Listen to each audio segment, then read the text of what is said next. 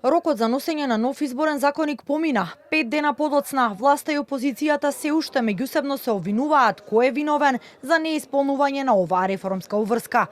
Од ВМРО-ДПМН и денеска ги прозваа СДСМ, Левица и ДУИ за намерна блокада на изборниот законик, со цел, како што велат, да предизвикаат застој во реформите и да извлечат политичка корист на сметка на државните интереси и реформската агенда. Кога државата има можност да исполни уште една реформска обврска, тие избираат блокада.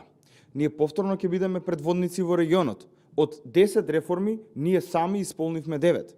Не дојдовме до таа последната токму поради блокадата на Социјалдемократскиот сојуз, Левица и ДУИ.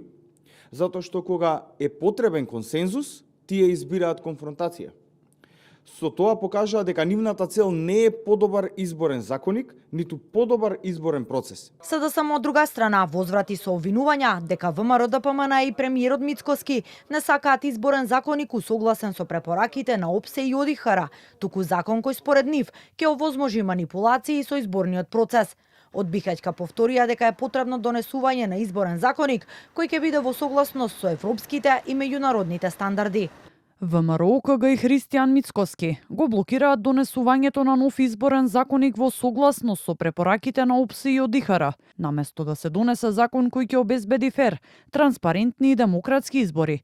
Тие се обидуваат да протуркаат решенија кои ќе им возможат контрола и манипулација врз изборниот процес. Особено загрижувачки е нивниот однос кон гласањето на диаспората. Од Левица пак соопштија дека не се откажуваат од барањето за воведување една изборна единица и ја обвинија ВМРО-ДПМН дека е одговорна за недонесувањето на новиот изборен законик во рокот предвиден од ЕУ. Ставот на ДУИ е за една изборна единица, но со изборен праг од 5%.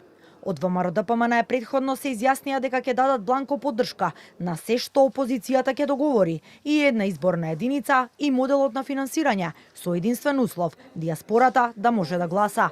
Изборниот законик беше 10-та обврска што Македонија требаше да ја исполни во рамките на реформската агенда за користење на средствата од планот за раст на ЕУ. Поради недонесување на законот, земјата остана без предвидените 4,2 милиони евра.